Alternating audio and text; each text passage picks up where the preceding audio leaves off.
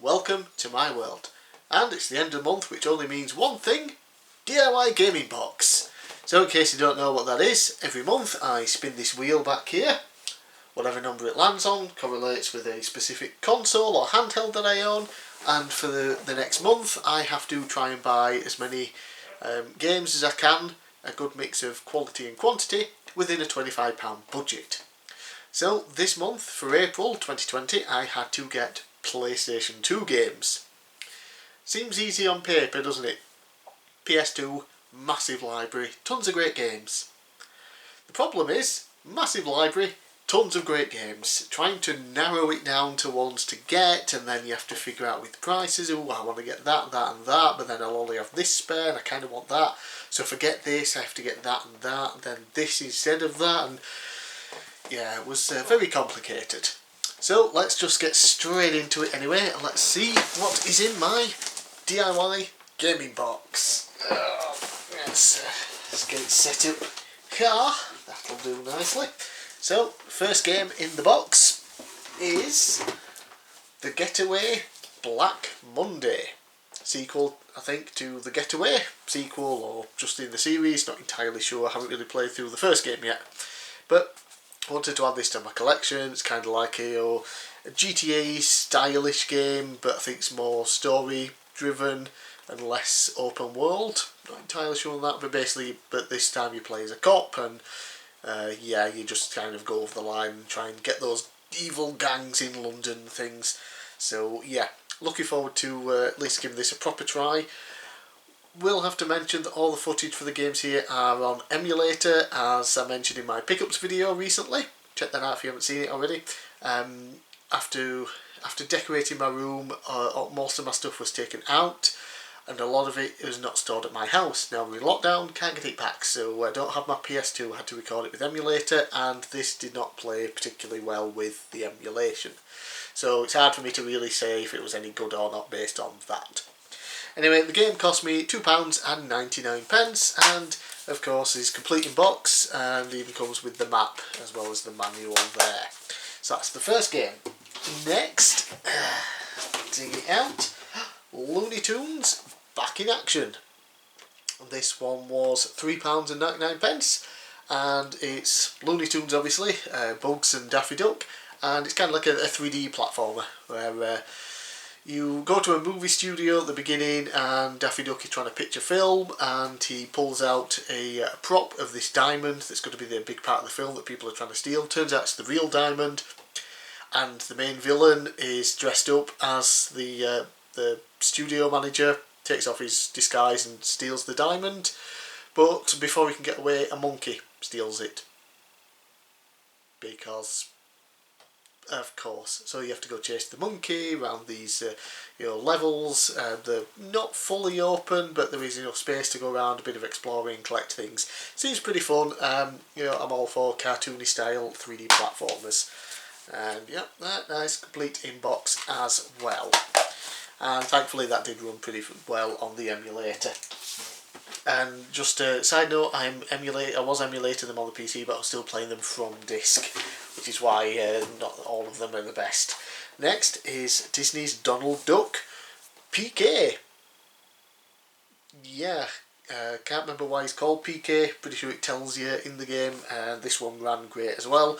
And again, it's like a 3D platformer, but it's more of a closed-in style, more like Crash Bandicoot, rather than a bigger open world like Looney Tunes looks to be. But it was really, really fun. I was only going to play a few minutes to record footage. Half an hour later I thought maybe I should stop playing now and get some other things done.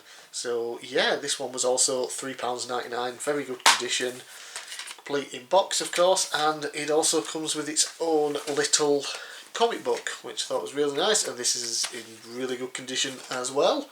So I was happy to pay a little bit extra for it, because you can get it a little bit cheaper on eBay, but the website I bought it from, I've used them quite a lot, and they always have good quality stuff, so I was fine with that. Yeah, that's a pretty fun game. Looking forward to properly playing through that one. Looks like it could be a decent 3D platformer. Next is, almost dropped the box, Space Invaders Invasion Day. Now this does have a different name outside of Europe. If I remember, I'll put it on the screen, but I do have a tendency to forget these things, but yeah. So this is it, and yeah, it's a new updated 3D style Space Invaders, and you know what, it's fun as hell, honestly. You're sort of like, you instead of being in a ship or something, you're a human, a person, shooting aliens, and it's sort of like, at least the first sort of level I was playing, you're in an alleyway, and they all just come down, you know, and you kill a wave after wave of enemies. Each wave will have like different enemy types, they might shoot back at you, they'll have weird movements, really really fun. Then there's a big boss fight at the end, there's pickups you can get for like weapons that will explode everything on screen, there's like barrels and things you can either hide behind or use to blow up. Really really fun. I thought it was very well done to take the, you know, the basics of Space Invaders and make it 3D without it being just the same game but in 3D. Yeah, so honestly I would pick this one up if you can, and it cost me £2.99. Yeah, and again, nice complete in box. So I was pretty happy with that. That was a nice find, I thought. And the last game, the most expensive one of the lot, this one cost me £10.95, and it is Wild Arms 3. My first introduction into the Wild Arms series was with the PlayStation Classic last year, when the first Wild Arms, I always call it Wild Guns by mistake, Wild Arms. Yeah, it's an RPG, JRPG style, and the first one was sort of like a typical JRPG but set more in a Western world, and it was just a really nice blend of the two, I thought. And you also had the nice sort of 16-bit style sprites and things when you're going into towns and that.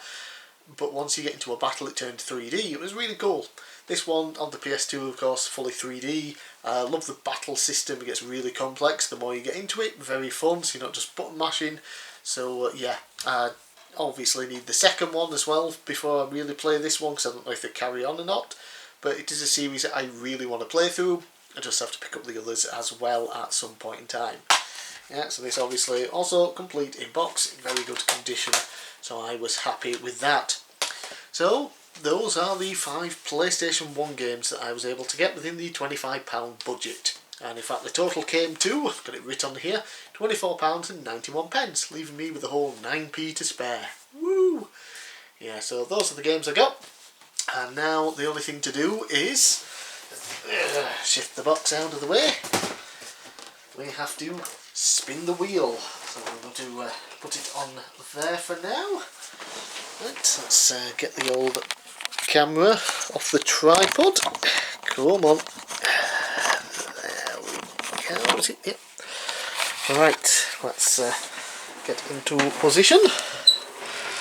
Okay, it's time to spin the wheel, make the deal, and hope we don't land on the coal miner's glove and a pole match. And you're welcome, all 3 people that will understand that reference.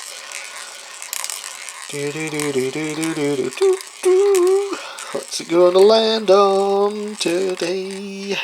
And finally to stop at 35, I think. Lighting's a bit dodgy at the minute. Yes, 35, which makes it, PlayStation 2. And that's a repeat, so never going to do the same 2 months in a row, so I'm going to have to, well, spin it again. Ooh, there we go. Let's see what it lands on. Dun, dun, dun, dun, dun. Is that 29? Yes, 29. Okay, so 29 is Super Nintendo. Okay, let's just get that lighted a bit better. Yeah, Super Nintendo for the month of May with a £25 budget. Really happy with that. Love the Super Nintendo. There's a lot of games still I want to get.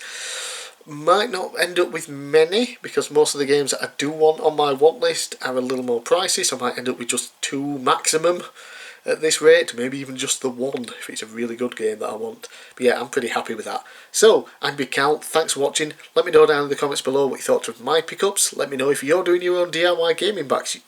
Use the hashtag DIY gaming box on Twitter and things. Let me know, and I'll see you again next time.